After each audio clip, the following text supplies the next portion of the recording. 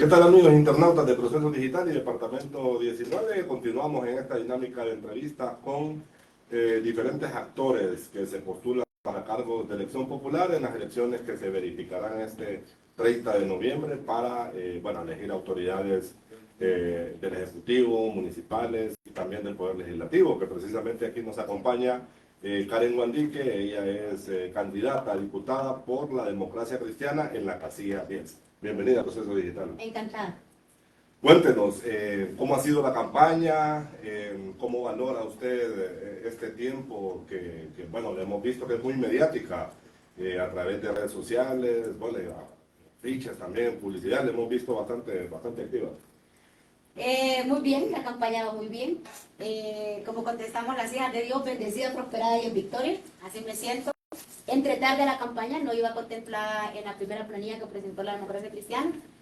Una candidata renunció, me pidieron asumirla para contribuir con el partido y para contribuir con el país, así que a partir de ese momento he tratado de darlo todo, me he enfocado y la campaña va muy bien. Bueno, usted fue magistrada suplente en el Tribunal de Justicia Electoral, es abogada, hemos podido seguir parte de su carrera también y vemos de que es una persona muy activa. ¿Qué le impulsó a postularse como candidata a diputada? El decepcionante Congreso Nacional que tenemos, creo que ha sido el peor Congreso Nacional de la historia.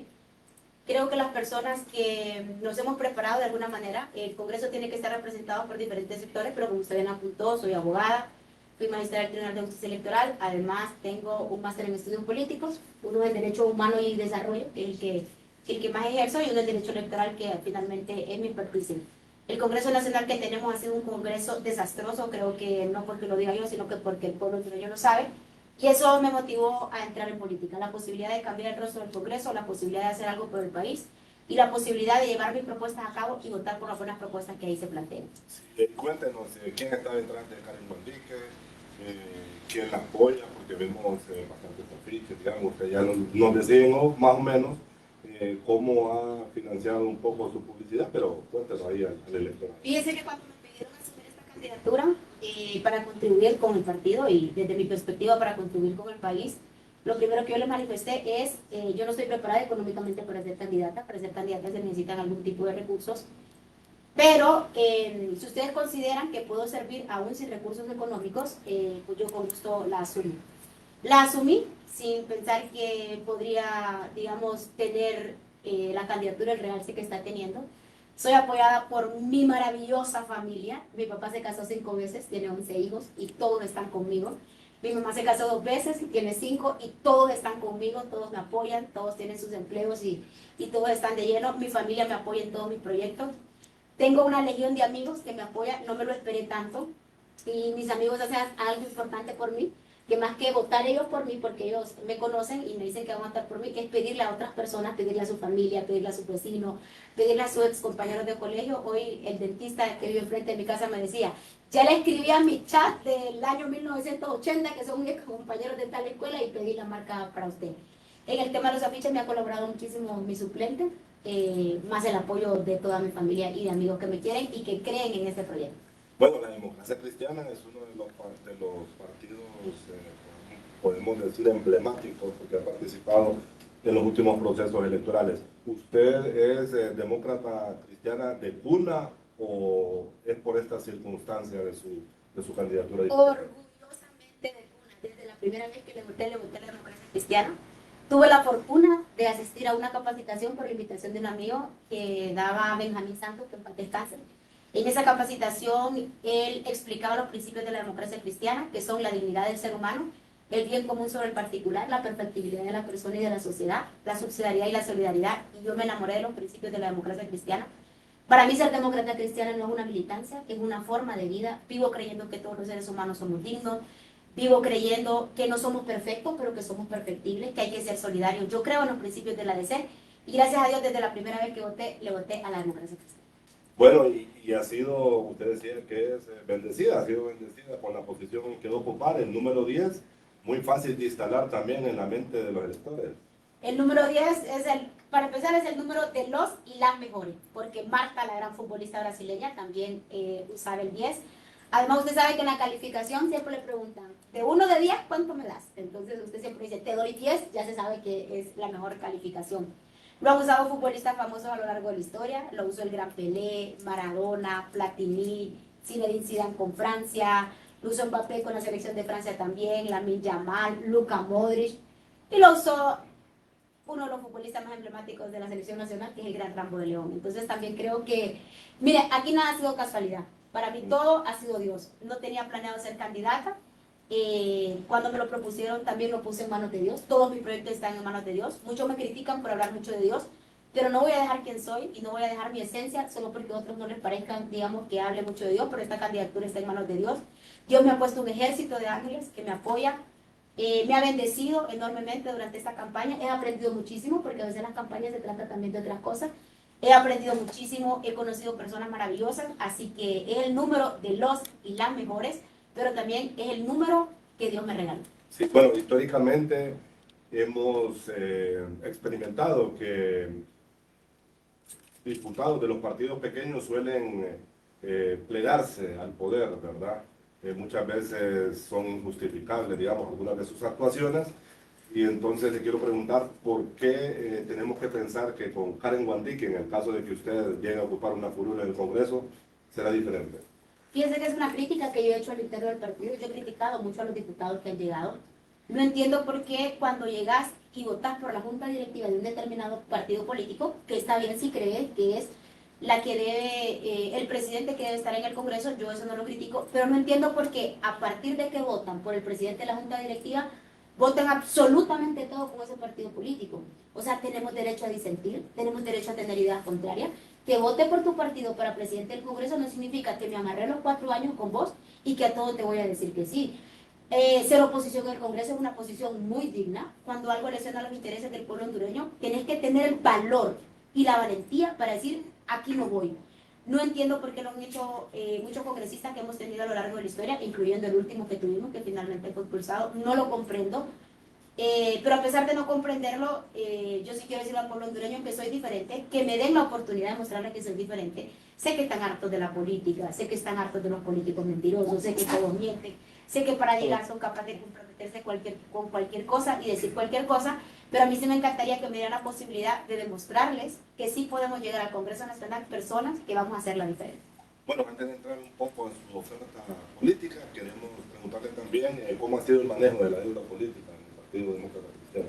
Mire, la deuda política únicamente nos han dado, creo que alrededor de 400.000 empiras en las elecciones pasadas. No nos han depositado lo de este periodo porque desafortunadamente el directorio anterior tuvo un mal manejo de unos fondos que le dieron en concepto de capacitación, que fueron alrededor de 5 millones, hicieron un mal manejo, no liquidaron.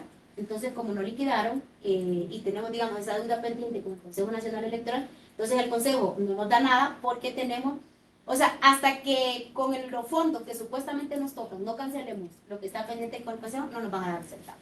Sí. Bueno, antes también ser diputado era prácticamente algo exclusivo de los varones. Vemos la inclusión de muchas mujeres, en su caso que va con un partido pues llamado pequeño, es más difícil, digamos, llegar a ocupar una curul en el Congreso Nacional, pero ¿qué cree usted? Que tiene muchas posibilidades, usted ha conversado con la gente, bueno, ya habló de la cantidad de familiares también que van a votar por usted y amigos, ¿cree de que es la oportunidad de llegar al Congreso? Mire, la historia nos está haciendo justicia a las mujeres. Las mujeres apenas se aprobó el derecho al voto en el 54, la primera vez que se votó fue en el 57, la historia nos está haciendo justicia. ¿Qué es lo que pasa con las mujeres? Las labores de cuidado recaen en las mujeres. Si en su casa su mamá se enferma, por lo general usted como hombre sale a trabajar y es una hermana suya la que se dedica a cuidar a su mamá. Si usted en su familia, Dios no lo quiera, pero le nace un niño enfermo, usted no se queda al cuidado de ese niño. Usted dice, yo voy a salir a trabajar y que mi esposa se quede al cuidado de mi hijo que necesita o requiere atención especial. Si un tío se enferma, si la abuela se enferma, las labores de cuidado a lo largo de la historia han recaído en las mujeres. Entonces, ¿qué ha pasado con esto? Que las mujeres no han tenido la forma de acceder a puestos de poder por estar en este tema de las labores de cuidado. Además, vivimos en una sociedad muy machista, muy patriarcal. No desconocemos que en lo económico también quien suele manejar la economía familiar es un hombre, que es el que decide cómo se gasta el dinero. Y en ese sentido, cuando un hombre decide ingresar a la política y gastarse la plata en política nadie le reclama.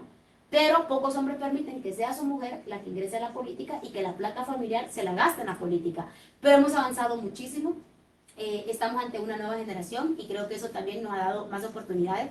Además, las mujeres también hemos comprendido que la manera de cambiar el país es participando y eso es lo que nos anima a participar. En el tema de las credenciales, Karen, ustedes ya tienen un trabajo en ese sentido. Podemos garantizar que la democracia cristiana no va a traficar con credenciales como ha ocurrido en otros procesos electorales. Mire, nosotros nombramos una comisión para que se manejaran las credenciales porque dentro del directorio nacional habemos muchos candidatos que a la vez somos miembros del directorio. Y hay un conflicto de intereses, porque tenemos un interés, somos candidatos y a la vez tomamos decisiones dentro del partido. Lo que hizo el partido fue nombrar una comisión integrada por personas honorables que no son candidatos ni candidatas a diputadas.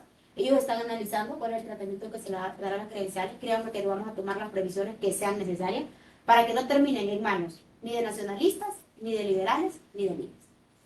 Bueno, y ahora sí, cuéntenos, detállenos.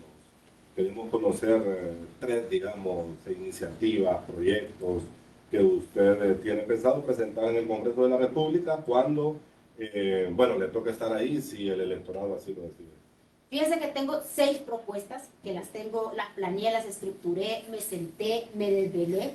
Las tengo incluso con cronograma, con tiempo, qué voy a hacer, cuál es el paso a paso para poder desarrollarla. La primera es una ley contra la corrupción en el gasto público, de manera tal que pueda haber una trazabilidad del gasto público. Si usted hoy entra, por ejemplo, a la Secretaría de Infraestructura y Transporte, usted va al portal de transparencia, usted da un clic en un espacio y ahí le aparece una factura. Y dice, se le pagaron 300.000 lempiras a esta empresa.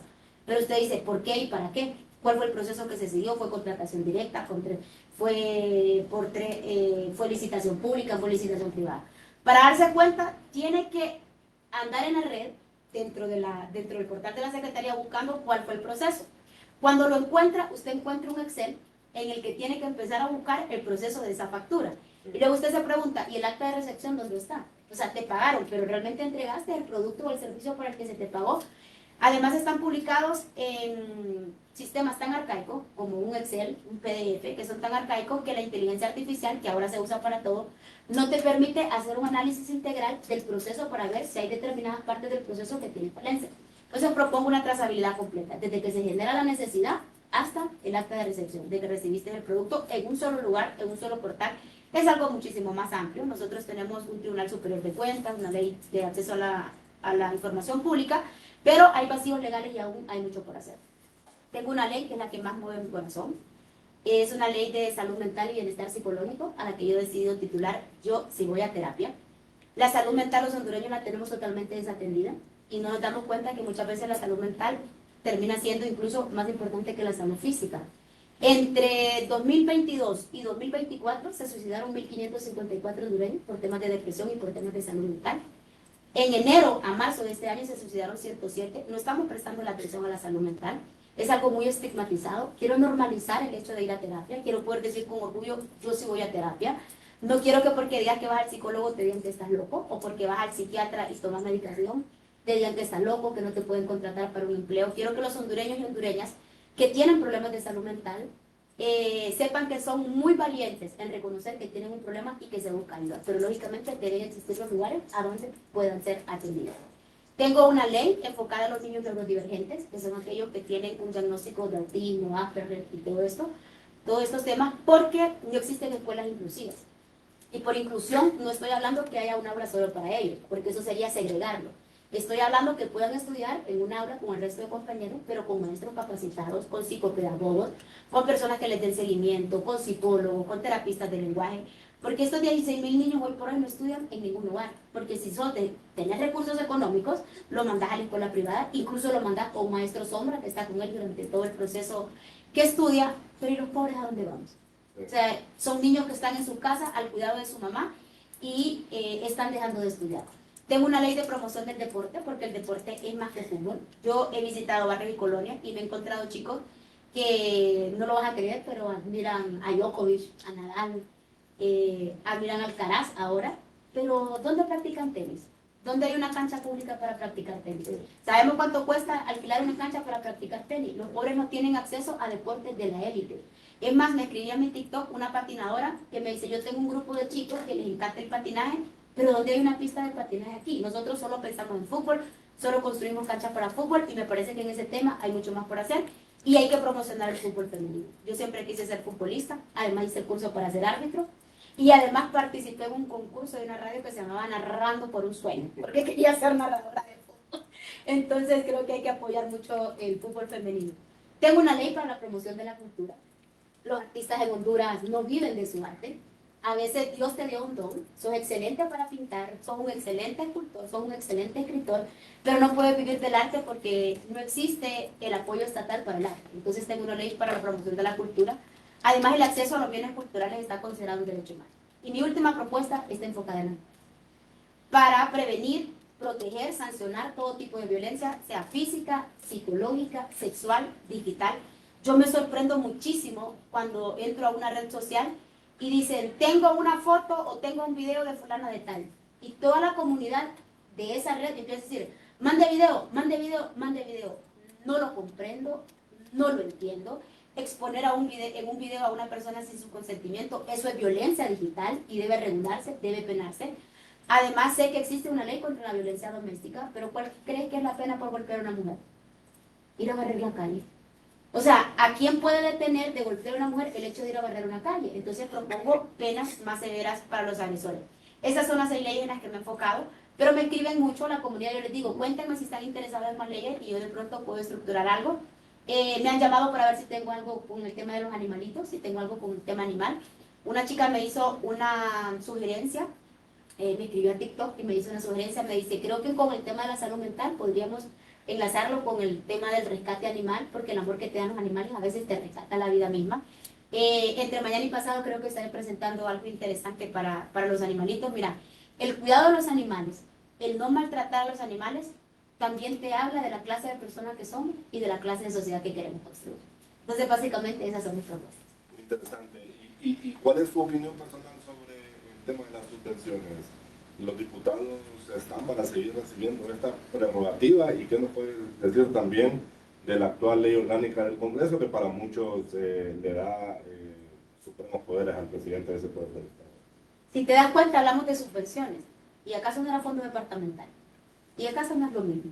Porque entonces la narrativa que se instaló es que las subvenciones no era lo mismo que fondo departamental. ¿Te acordás que en el periodo pasado hablábamos de fondo departamental y el fondo departamental? Pero ahora se instaló la narrativa de no es fondo departamental, son subvenciones y son constitucionales, pero al fin y al cabo es exactamente lo mismo. Los legisladores, su función es legislar. No es la función de los legisladores estar en barrios y colonias, digamos, llevando ayuda, pero si ya está instalado y te dan la subvención, lo más digno que puedes hacer es utilizarla para que te la dan. El problema es que aquí te dan la subvención y ni siquiera la utilizas para eso. Yo no entiendo cómo alguien sale millonario del Congreso. ¿Cuánto gana un diputado? 90.000 empiras. ¿Cómo es que sale millonario del Congreso? Yo fui magistrada del Tribunal de Justicia Electoral, tuve un salario similar de un diputado y yo ni siquiera una casa no pude comprar. Entonces yo no entiendo cómo es que hay diputados que salen con naciones, que salen comprados y que salen millonarios, si un salario, por muy alto que sea, tampoco te gusta, digamos, para salir con una mansión o con una Prado. Yo no lo comprendo. Si a mí me preguntan, yo eliminaría las subvenciones, pero el tema es que en Honduras se ha instalado un clientelismo político y que cuando vas al barrio y a la colonia, la persona no espera que llegues sin nada. La persona espera que llegues con algo. Y también es un poco complicado, porque los que tienen posibilidad de llegar con alguna prebenda, tienen más ventaja sobre las personas como yo. Yo soy como ustedes, yo les he contado, yo lloro cuando el recibo de la luz me sale alto, yo soy como ustedes, pero ellos sí tienen más posibilidades frente a aquellos que no podemos ir al barrio de la colonia a regalar todo lo que regalan, los que sí tienen subvención. ¿Y con la ley orgánica qué piensa? Fíjese que en Honduras lo que antes era bueno hoy es malo, y lo que antes era malo hoy es bueno. Una doble moral de los políticos, acomodan la ley, cada vez que llegan hacen la ley a la medida, no hacen la ley pensando en el país, no hacen la ley como si fuesen unos estadistas, sino que la hacen a medida. Entonces construís una ley ahora pensando que son mayoría y que te va a beneficiar, pero luego te das cuenta que cuando gana la oposición no te beneficia y empiezas a criticarla. Así como cuando la autoconvocatoria, en el periodo pasado tenemos un presidente del Congreso que se autoconvocaba, pero ahora no le hace caso a las autoconvocatorias, ¿no? Entonces me parece que la ley del Congreso, la ley orgánica del Congreso debe ser reformada, pero no debe ser reformada pensando en un periodo y no debe ser reformada pensando en quién está gobernando. Debe ser reformada para que sea una ley que responda a los intereses del pueblo libre. Sí, y personalmente, ¿qué crees? 128 diputados, muchos dicen que es demasiados diputados para un país tan pobre, con poca población relativamente hablando. Como Honduras, ¿usted cree que se debe reducir el número de La diputados? mitad. La mitad, por lo menos la mitad, 64. Mira, si en Francisco de Morazán tenés 23, deberían ser 12. Si en Choluteca tenés 9, deberían ser 5. En departamentos donde tenés 4, como Valle, deberían ser 2. Son demasiados diputados. Y es que, ¿sabes cuál es el punto al que hemos llegado? Que si estos diputados en el Congreso Nacional te dieran muestras de que piensan en el país, te dieran muestras de que están construyendo una sociedad mejor en la cual vivir, entonces diría, wow, tenemos 128 hombres trabajando por el bien de la patria. Nadie criticaría la cantidad de diputados. Pero al ver el tipo de Congreso que tenemos, creo que con la mitad, incluso hasta la mitad, sería mucho, pero digamos con la mitad estaríamos bien. Sí, bueno, la clase política, especialmente los diputados, es la más desprestigiada del país. ¿Por qué usted quiere ser diputada? ¿Cuál es el principal reclamo que le hace la gente en la calle? Quiero ser diputada porque soy diferente. Simplemente porque soy diferente y porque quiero que el pueblo de Francisco Morazán tenga la oportunidad de saber que si estos han sido malos, no es porque no han podido ser buenos, porque se puede ser bueno. Vos podés florecer donde quiera que Dios te pone, vos podés ser decente donde quiera que Dios te pone, vos podés defender tus ideales donde quiera que Dios te pone. Mira, en esta época de campaña a mí me han hecho varias propuestas. Me dice, Karen, es que debes hacer esto en TikTok para volverte viral. O sea, quieren que me pare de cabeza para hacerme viral. Y les digo yo, no es lo que soy. Yo nunca había tenido TikTok. Hasta hace 2 meses me abrí mi cuenta de TikTok. Yo soy una mujer que me he dedicado toda mi vida a la lectura. Digamos, no estoy scrolleando. Pero me dice, es que tienen que hacer esto para volverte viral. O sea, casi me proponen que me pare de cabeza. Y les digo, no es la persona que soy. No es quien soy. Y si yo ahora traiciono mis principios para hacer esto, para lograr esto, ¿quién te garantiza que cuando llegue al Congreso no voy a traicionar mis principios por otra cosa? Entonces, me mantengo fiel a mi esencia. Yo estoy confiando en que el pueblo hondureño va a votar por propuesta. Estoy confiando en que van a revisar los perfiles. Estoy confiando en que van a ver cómo ha sido mi servicio público y cómo ha sido el servicio público de todos los que se postulan y han tenido cargo. Estoy confiando en un voto consciente. Estoy confiando en los jóvenes que aspiran a cambiar esta sociedad. Porque los jóvenes están llamados a cambiar esta sociedad. Pero no la van a cambiar votando por los mismos. Y no la van a cambiar votando si no investigan los perfiles. Las van a cambiar votando conscientemente. Entonces, concretando tu pregunta, quiero la oportunidad porque soy decente, porque puedo demostrar que lo soy en mi vida privada y en el Congreso Nacional, y quiero que el pueblo hondureño vea que si estos han sido deshonestos, no es porque no pudieron hacer algo diferente. Karen, ¿y usted es partidaria del voto en plancha o le apuesta más a un Congreso variopinto? Fíjate que el voto en plancha favorece a los grandes. O sea, ¿quién tiene voto duro? ¿Cuál es el voto duro de la DC? ¿Cuántos demócratas cristianos crees que hay en Honduras? Digamos que son los que te pueden votar en plancha. Sí. El voto duro favorece a los partidos grandes. No es menos cierto que como partido debemos hacer cierta cantidad de marcas para tener acceso a 1 o 2 diputados. Pero yo aspiro a que las personas piensen. Las personas no pueden votar ciegamente en una línea. Las personas tienen que pensar, tienen que revisar perfiles. Oíme, no porque sos de determinado partido político estás obligado a votar por alguien que crees que te defraudar en el Congreso Nacional, por alguien que aún siendo de tu mismo partido consideras que no lo has hecho bien. Entonces yo le aspiro a un voto consciente, aspiro a un voto en el que elijan a las y los mejores. Sí, bueno, usted tiene grandes posibilidades de salir electa en el próximo Congreso, pero en el caso de no ser así, ¿tenemos Karen Guandique para rato o...? Mi vida ha sido una vida de servicio. Yo he nacido para servir y no para servirme. Mi madre me dice todos los días que de hacer lo correcto nadie se arrepiente. Mi mayor aspiración en la vida, te puedo decir que hoy por hoy quiero llegar al Congreso, pero mi mayor aspiración en la vida no es llegar al Congreso. Mi mayor aspiración en la vida es llegar al cielo, conocer al Señor, mi Dios, mi Creador. Y por eso trato de que todo lo que hago en la vida, yo me pregunto, ¿me acerca al cielo o no me acerca al cielo? ¿Hago sentir orgulloso a mis papás o no hago sentir orgulloso a mis papás con estas decisiones? Esta candidatura está en manos de Dios. Yo se lo he puesto en las manos a Dios. Si es la voluntad de Dios, qué buena, agradable y perfecta llegaré. Si no es la voluntad de Dios, Él sabrá por qué. Y yo acepto la voluntad de Dios, agradecida por todo lo que Él me ha dado. Entonces, si no es esto, será lo que Dios diga que sea. Sí. Y como joven política, ¿cree que está en vivo la democracia en Honduras?